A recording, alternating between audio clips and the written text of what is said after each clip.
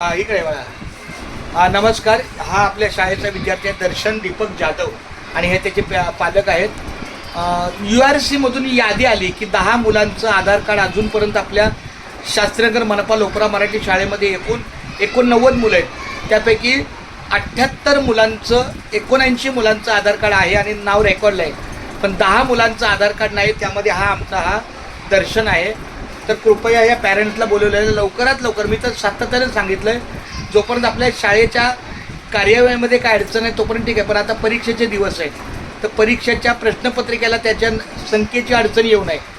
जर समजा प्रश्नपत्रिका 75च आल्या तर 14 प्रश्नपत्रिका मुलांना कशा देणार? म्हणजे लवकरात लवकर होईल तेवढं करा.